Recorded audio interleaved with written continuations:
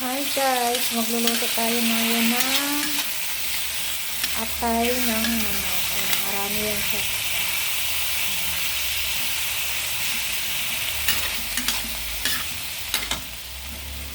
Atay ng manok.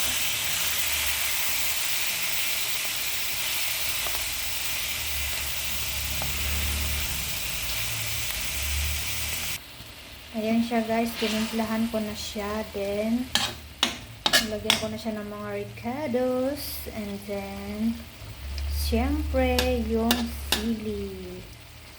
Ayan, sarap. Mapapaubos na naman tayo nito ng 2 cup ng rice cooker.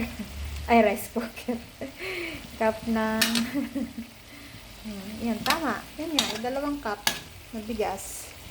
Diba? Then, alalay lang sa apoy para masarap. Alalay lang ito sa apoy.